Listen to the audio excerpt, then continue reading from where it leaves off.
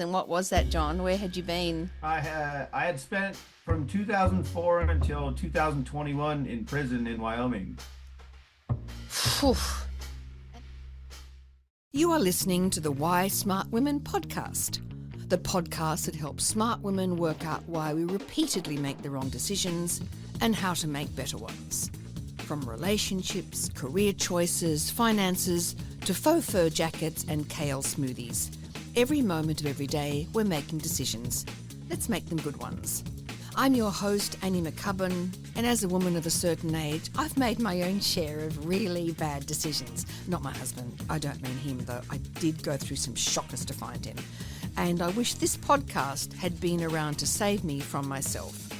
This podcast will give you insights into the working of your own brain, which will blow your mind. I acknowledge the traditional owners of the land on which I'm recording and you are listening on this day. Always was, always will be, Aboriginal land. Welcome back to Why Smart Women, where, as usual, we're going to discuss the decision-making traps that even the smartest of us fall for. And we're going to look at ways to avoid them. Today, we have a very, very special guest, Jon Guy, who has stayed awake till 8 p.m. in Wyoming. Thank you, John, to talk to me. And he has written a fascinating book called Think Straight, an Owner's Manual for the Mind. And before we get into a big chat with John, because his journey is like genuinely, it'll blow your mind, I just want to read something from the beginning of his book. The human brain is easily the most powerful and potentially dangerous tool in the known universe. And nearly every one of us goes our entire lives without the operator's manual. So critical thinking is an operator's manual for learning how to use the brain effectively. By contrast, uncritical thinking has been called perhaps the most unrecognized and unreported global crisis of all. And believe me, listeners, it's got some pretty stiff competition because it leads to poor decisions, wasted time and money, and numerous health complications, including death. Sloppy thinking stifles progress, promotes nonsense, and cripples our independence. Sure, saving money beats wasting it. Believing what's true beats believing falsehoods. Being healthy beats being sickly. Nevertheless, far too many people harbor beliefs that critically undermine these basic truths, which is one reason why critical thinking education should begin in primary school.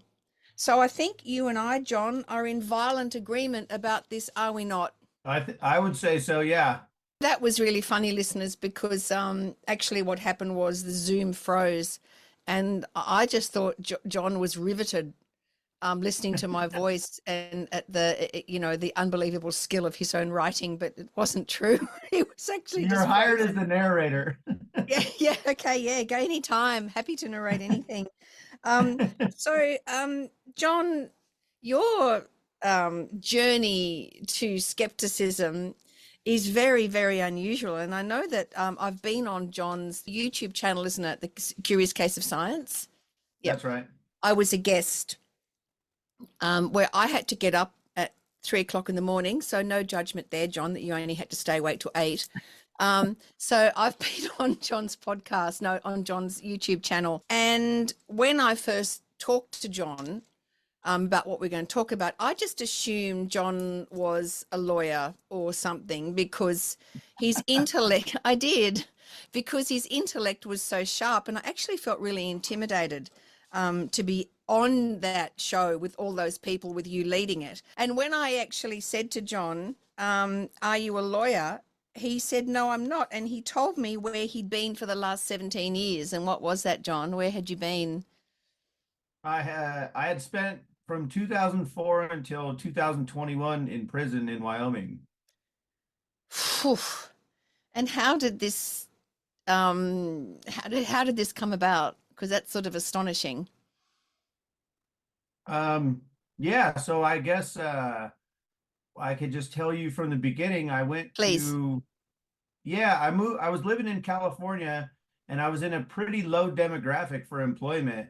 So finding a job was really tough, and I also had a dog at the time, and it was like going to a job interview was pretty difficult because I was living in my truck, and it's not like you can just leave your dog in your truck in California heat, right? It's just and go to a job interview, right? So it Right. was like a matter of like finding a babysitter for the dog and scheduling that with job interviews, and it was difficult. So I had a buddy in Wyoming who was going to a mechanic school out here, and he said he had an extra bedroom, and basically if I could pull my own weight as far as gas and food goes, then I wouldn't have to pay rent. I could just stay in that place until I got on my feet.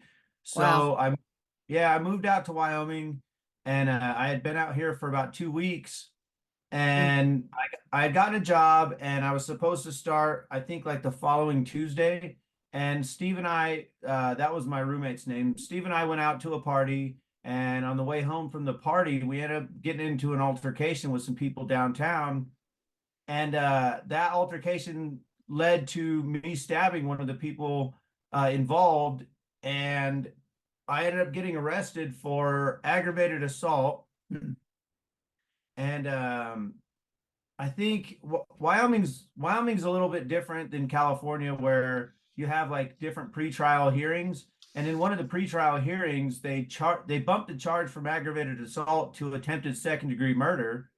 And I ended up pleading not guilty and taking that case to trial. And that was a mistake, taking it to trial. So I ended up getting convicted of attempted second degree murder and sentenced to 30 to 45 years in prison. Oof.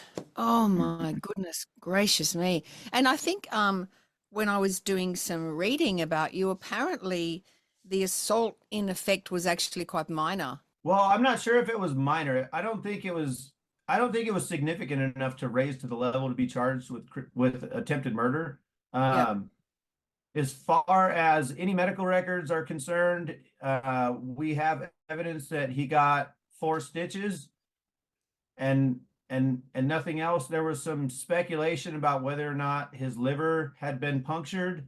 Yeah. Um, I think basic anatomy says that that's not the case. The knife that I stabbed him with was about 2.5 inches long, and I stabbed him in his back, kind of below his ribs.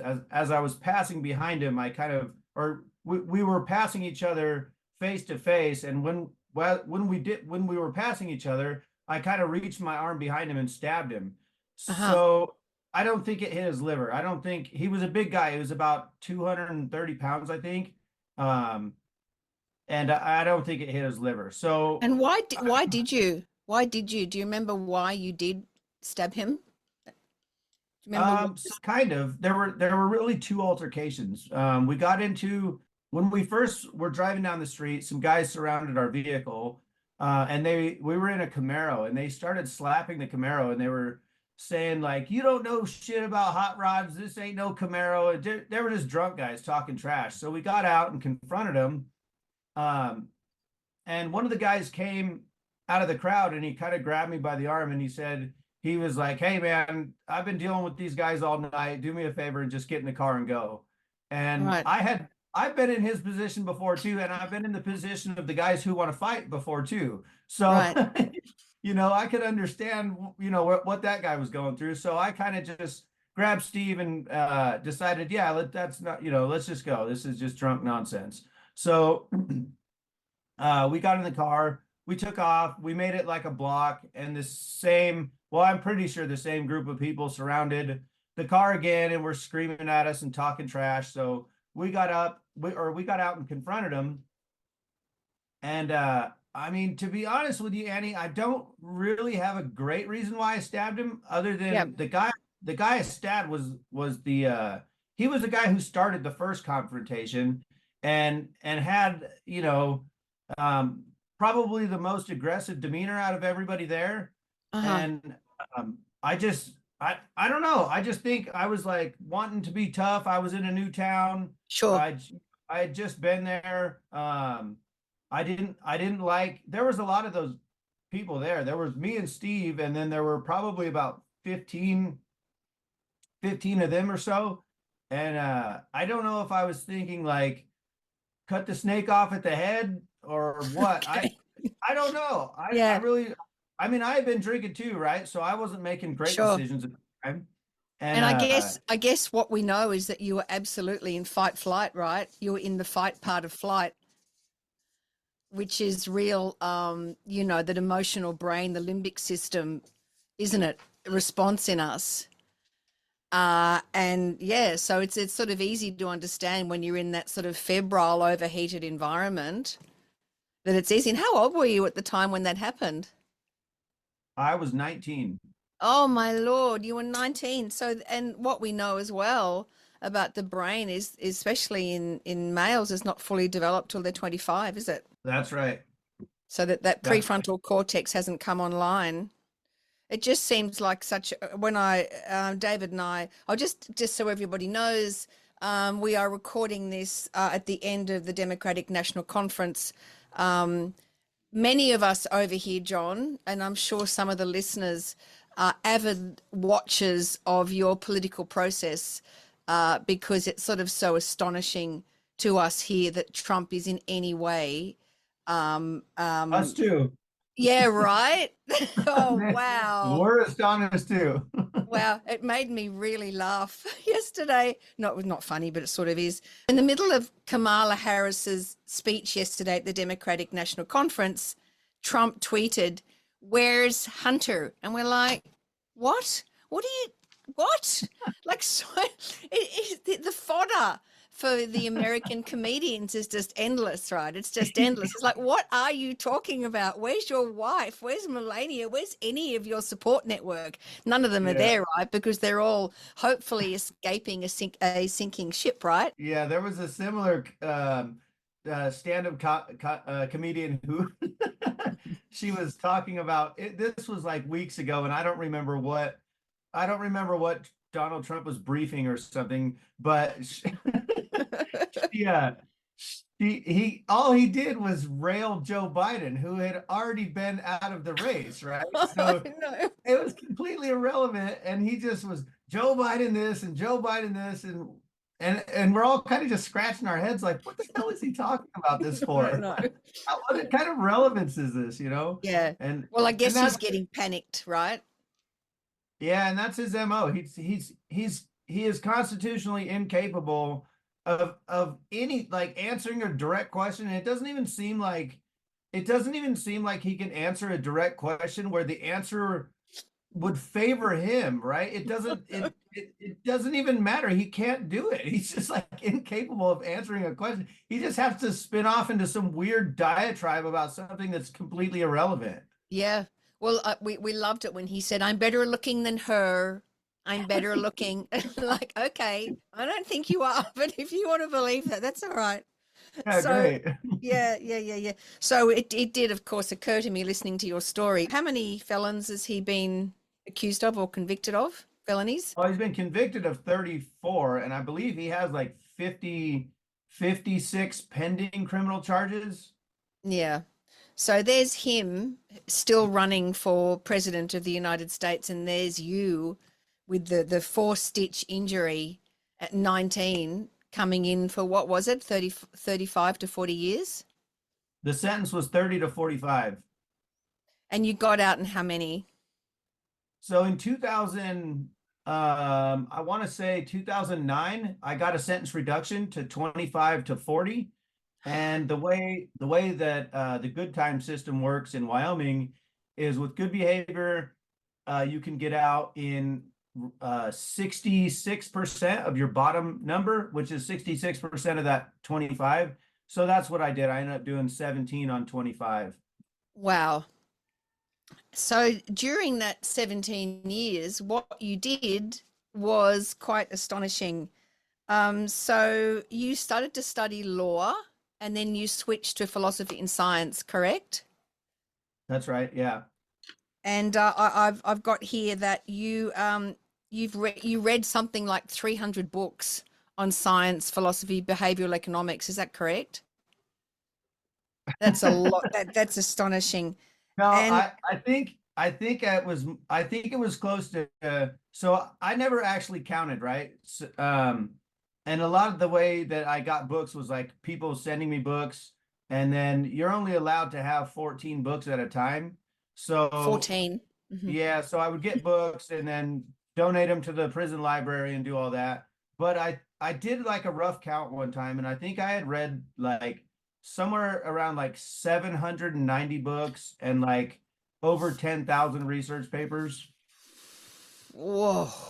Right. And that's not just like scientific papers, right? That's like articles, papers, posts, that that kind of thing. And those, again, that was difficult to get to because uh, prison administration, they were not a fan of me getting smarter, especially because Yep. I had a history of litigating against them. I think I had sued the Department of Corrections 14 times while I was in there, on top of working on all my criminal appeals and stuff, hand in hand with my attorneys. So they weren't a big fan of that. And I remember, so basically I would get a list of research papers or like articles from Skeptical Inquirer or things like that. And I would send them out and then ask people to print them and mail them to me, right? Because we don't have Wow. internet access or anything.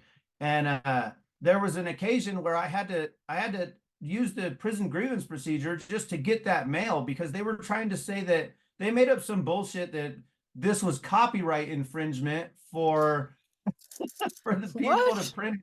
Oh, it's just nonsense, right? It's just some bullshit that they make up to make anything more difficult, right? So Yep. it Yep. ended up taking me, the prison grievance procedure is, it's slow and it's dumb, and it takes months, and it ended up taking me like 3 months to get these printouts from somebody who'd sent me research papers and articles, and they just don't like that. Anything they can do to make things a little bit more difficult for you. They do, right? They do it.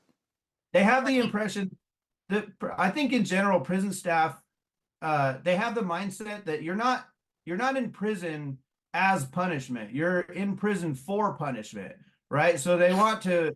It can't just be enough that you're away from your family and away from your life, and you're living in concrete, cages with noise and people you don't like and police telling you what to do and all that. They have to further punish you in order to satisfy their own egos.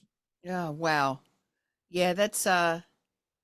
I cannot imagine being, not having freedom. I just cannot imagine what that must be like. And the fact that you took that experience and actually turned it into something that was positive, and I use that, I'm careful about the word positive because I think positive thinking is pretty tricky. I know one of the memes that I see all the time over here, and it really deeply irritates me, and I spend a lot of time countering it, is that everything happens for a reason. So it's a sort of offshoot of magical thinking, right? Everything happens for a reason. The universe has provided you with this opportunity for you to learn the lessons that you need to learn. Your life is actually rolling out, is evolving exactly the way it should be, and you just have to trust the process. So in your, I know it's really annoying, isn't it? Because I often say to people, what is that, just white people, or is that people that just spend their lives in abject poverty, or is it just white middle class people who have the hotline Right, to exactly. users? Yeah. So did anybody say that to you about your time in jail was a great lesson, or a time, that the universe was providing you with an opportunity, or do people know that you would have torn their heads off, or what's the deal with that? Does that magical thinking come in your direction, or not so much? Not so much, not so much now. I think when when people say that, I think it's more they mean it in in as the concept of it rather than actually being true. Because I don't, yeah, I wouldn't, if somebody said that to me and they really thought that that was true, then we would have a different conversation. Yeah. But like I have I generally think that it was um like it was a net gain, right? Because I learned so much while I was in there just by being an autodidact and just diving into just one thing or another. And I was not this kind of person before I went to prison, right? Like most people, well, I don't know about most people, but a lot of people that know me, that knew me before I went to prison and have, seen how I am now, they can't believe the person I am now. And likewise, the people that know me now that didn't know me before prison, they have no idea what kind of monster I was before I went to prison. So, Really? Really? yeah, So what, yeah, I was so how did you, assuming this is you prior to prison, and you started off with an interest in you were Christian, were you, before you went to prison? You began with atheism, is that the deal? kind of. I started slowly moving away from Christianity when I was about 16. I can actually remember the exact moment where I kind of just gave up on belief in God. Uh-huh. But you don't really just but you don't just stop all of a sudden because it's something that's kind of ingrained you from when you're really young, So over the years, I didn't believe in God anymore, but I felt guilty about not believing in God because God could read my Interesting. mind. And Right. so I never Right. really gave up on it. And sometime in my 20s, I wanted some sort of justification for not believing in God anymore. So I started picking up books on atheism, and I liked them a lot, right? Like what I found in those kind of books from like Daniel Dennett or Yep. Christopher Hitchens, and Yep. the big, and there's a lot more, but those are the big names. Those are the ones that I started off with.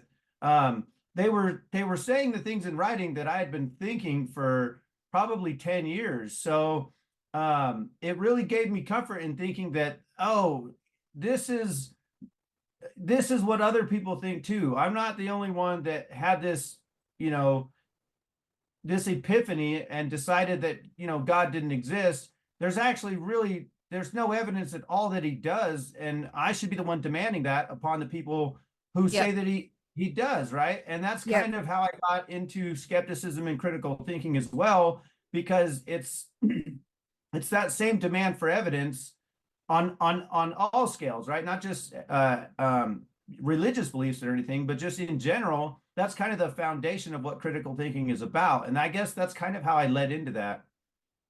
Yeah, it's interesting how the whole skeptical, I hate the word journey, but how the skeptical journey occurs to different people. Um, I know for me, I don't come from a religious background. My mother was Jewish, but it just never, my father was a rampant, raging atheist, and it never made any sense to me. So it never sort of got locked into my brain. The whole God thing never embedded itself. So I think it's interesting what you say about this idea, which of course religion is the ultimate magical thinking, is that someone can actually read your mind. And I put I put sort of that pseudo spiritual belief system in the same bucket, because I think religion and the whole belief in the universe is just a different lever that people are pulling. It's still something bigger than you is going to have an impact on your life if you do certain things. Yeah. I know for me with skepticism, and people don't really understand what skepticism is, do they? They think somehow it's cynicism. So do you want to explain in your terms what skepticism actually is and how important it is? Yeah, sure. I just actually wrote an article about this. The Oh, difference. oh, Yeah. I think I might have Just read that, but I can't remember it. I haven't got the retention still. Please just tell me in a few words. Yeah. So there's a big misconception, right? People think that being a contrarian or a cynic or a denialist, those things can really feel like skepticism, right? And Sure. I should Yeah. probably clarify too that I use the terms skepticism, scientific skepticism, and critical thinking interchangeably because they're Yep. basically the same thing. Yep. Um, but it really, to the person doing um, to the contrarian or to the cynic or to the denier, it feels like skepticism, right? If you're questioning authority, if you're disbelieving popular truths or whatever it may be, that feels like critical thinking. That feels like skepticism, right? Yeah. But And that's why not. isn't it? Why isn't it? Explain why it isn't. So, for example, contrarianism is kind of a knee-jerk dismissal of anything that's kind of like popularly or like commonly accepted, right? So like I don't want to use COVID vaccines as an example, but I mean it really is a good example because the deniers and the contrarians jumped all over it because here's what we know. We know that we have a vaccine. We know we just tested it. It's safe. It works. And contrarians, by their very nature, they want to be contrary to that thing, right? Yep. So it doesn't matter if it's safe. It doesn't matter if it's effective. They need to be contrary to that thing. So whereas a skeptic would demand evidence, right? But maybe by way of, I don't know, a clinical trial of 45,000 people, maybe But that something sort of like takes a little bit of science literacy, doesn't it, or science interest. I think the COVID vaccine is a really interesting example. I don't know what you call them over there, but over here we call them cookers. And these are the people that have a very knee-jerk response to COVID vaccines, to climate change. They're the people that believe that there's chemtrails, that the whatever it comes out the back of aeroplanes is trying to poison us. And the interesting thing, I think, about them is that they will say things like, and then this sort of disinformation gets sort of extrapolated and disseminated out. So they will say things like, well, the COVID vaccine, it was developed, it wasn't given enough testing time. It was developed too quickly. No, that's not true. That's absolutely not true. It was 10 years, right, in development, and then they just had to really get their skates on to get it out to the public. But it's very easy for people to go into that contrarian state and say, well, it wasn't given enough testing time. They're using it's we're just lab rats. And then that idea spreads. And I think there is that sort of confirmation bias that comes with that is I then feel part of I've got an identity. You know, I'm not the sort of person who just believes everything the government says. Do you agree with that there's an identity in that? Yeah, absolutely. And what you said about reflexively, opposing that's kind of what's at the root of the problem there is whereas like skepticism, the foundation on like epistemology, right? Like trying to figure out what's true and what's false is like basing your beliefs on what we know, what the available evidence is, how credible is that evidence, right? So it's more of like an epistemic pursuit where you value the process of learning rather than just accepting or rejecting anything at face value. Where contrarians at the root, their underlying belief is that they need to oppose something, right? And like you said, whether it's the government or big pharma or whatever, it's just they want to oppose that, right? And being opposed to something has no basis. It has no epistemological basis. It's just knee-jerk. Well, it's a feeling, isn't it? And sure. I think this notion of feelings, or it's the sort of the Dan Kahneman systems 1 and systems 2 thinking is that my feelings are always right, and the stronger I feel something, the more I can trust that it's right. And this very much links into one of my absolute pet peeves, which is women are sold this notion that their intuitive response is king. And then of course, if you marry that and then you get into this sort of contrary state with a group of people that are all opposed to something, it's a very difficult place to climb out of, I think. And we know that occurs very much around vaccines, and around climate change. It's the same sort of thing. It's just very, very easy to go, well, I'm not going to believe that crap. I've got a strong feeling that the government is just trying to trick us. So I don't know where they get this idea that suddenly all the governments of the world are, in violent agreement with each other. I mean, I've been trying to organise 3 girlfriends to go to Newcastle for 6 months and I can't do it. But apparently every government is just going, right, okay, let's inject people with whatever it is. It's astonishing. And I think a lot of that is people who have never worked on a project, right? If you've had any kind Yeah. of leadership role at any job ever, and you're trying to get people together to do anything, uh, like it's nearly impossible to get like getting everybody on a Teams meeting at the same time every week is, that's a feat in itself. And then trying to get everybody to agree on something in that meeting is, you know, orders of magnitude more difficult. I And know.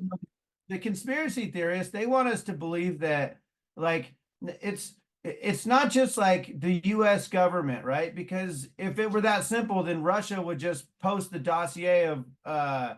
of exposing us because we're political enemies or something, and so it's got to be Russia is involved too, right? And it's got to be Everyone Australia, has and to be involved.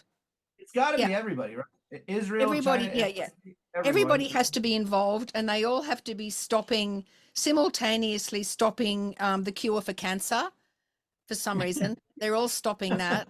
And then Yeah. Big Pharma, that's my other favorite, is that Big Pharma isn't to be trusted, but they're all drinking borax or something. Oh my God. And taking vitamins.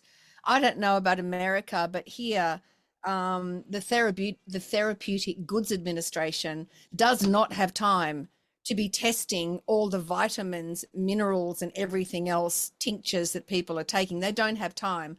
So there's things on our shelves that have had no testing, that people are shoveling into themselves at a terrifying rate, in a completely trustworthy manner, because somehow it comes under the banner of natural.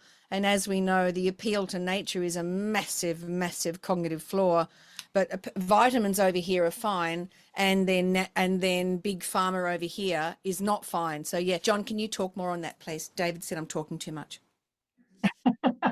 Yeah, sure. I think it is. I think it sounds like it's similar to how it is in the United States, where Right. as we have terms like FDA approved and FDA regulated, right? And some of the alternative medicines that you're alluding to, with some nonsense that hasn't been tested and is on our shelves for people to buy like homeopathic products or something.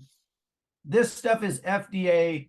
It might say FDA regulated on it, right? But that doesn't mean it's gone through clinical trials. All that means is basically what you said about they don't have time to investigate every single thing that comes to market, right? So what FDA regulated basically means is that if there's an issue, if somebody gets sick, if somebody gets injured, then the FDA can step in and conduct an investigation to determine whether or not that was the cause of their particular ailment.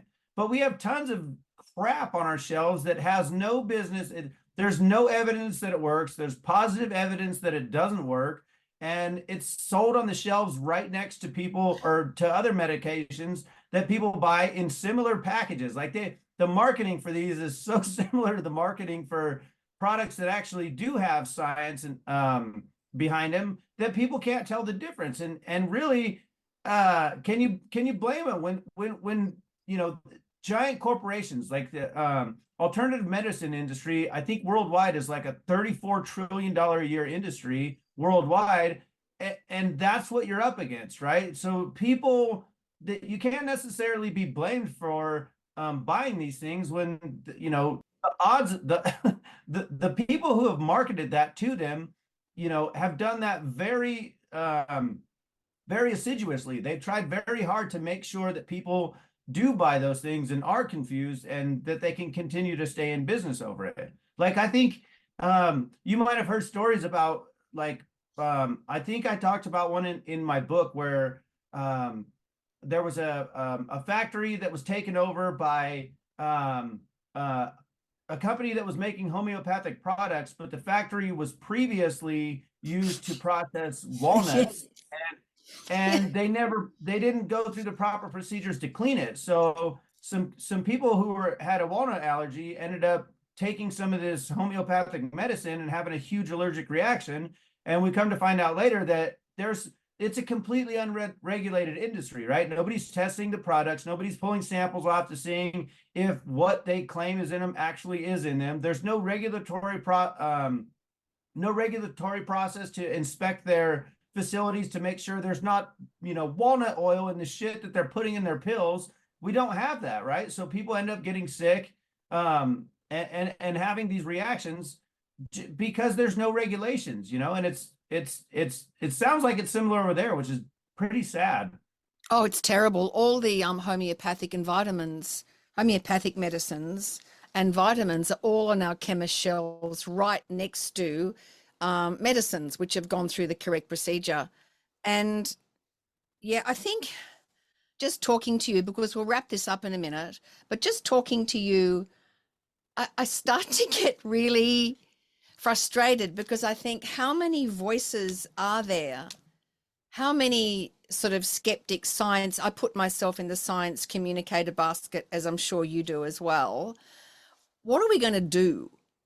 What are we going to do? Because it just seems like we are up against an avalanche, a tsunami of disinformation and marketing nonsense. And sometimes I feel like a sole voice. Like I worry I'm going to have no friends because, every time somebody says something, I'm like, well, that's not right. Well, that's a myth. Well, that's not true. I It's know that feeling. terrible. Somebody said to me yesterday about the different sort of learners, which is visual, kinesthetic, and auditory. It's not true. And then I feel, I'm horrible. I feel horrible because I'm like, well, that's a myth. And they're like, well, it makes sense. And I'm like, I don't know, but it's not true. Oh, it's Yeah. terrible. Yeah. There was So a, what are we there going was to, a, yeah. there was a woman I work with who, I used to work pretty closely with her. And she would come in and tell me about her meeting to the chiropractor. And Yep. I was the job I was doing at the time, I had time to like work and have a conversation with her. So I gave her a lot of information about the history of chiropractic, the difference between mixers and straights, and how mixers kind of integrate modern medicine with Daniel Palmer's original idea of subluxations and innate and all this nonsense. And then whereas straights kind of are adherents to his chiropractic traditionalism. And I had a lot of opportunity to explain a lot of this to her, and she was just like, nope, the chiropractor works for me, and and Yep. then it was a few months ago, I think it was about 6 months ago, where she came up to me and she said, you were right about the chiropractor. I said, oh, was I? And I said, did you get hurt? And she goes, yeah, chiropractor messed me up pretty bad. And what do we do, right? What we are up against a huge tsunami of misinformation. And I think, there's some things you can do, like have those grassroots conversations, write articles, donate to organizations that are out there on the front lines fighting against misinformation. You can vote for people who share Yep. the same ideas about having evidence-based policies. And I mean, I would exclude myself, but I could run for office, I guess. If Donald Trump can run for office, I'm pretty sure I could too, Oh, right? John, we would move there and I would vote for you. And David would come with me and I'd bring the Groodles and I'd fight for votes for Groodles. Oh, yeah, we'd be behind you all the way. We've often thought David should stand because he's a very erudite speaker, but I don't know if we could actually withstand the political jousting. Now I'm going to wrap that up. I would so love it, John, if you would come and talk to me again. Yeah, absolutely. Because I think we've got a lot to talk about. So it has been an I'd be happy absolute, to, Annie. oh, thank you. It's been an absolute delight. And thank you for talking about your journey to skepticism whilst being imprisoned. It's pretty rare, and we need to immediately make a mini series out of it. And I'm just trying to think, I'm going through the casting thinking who would play you. Any ideas? Let's think about that and we'll discuss it next episode. Okay. Okay, thanks very much, John. And thank you to all the smart women for listening. I hope that was an informative and interesting episode, and we'll talk again soon. Bye-bye.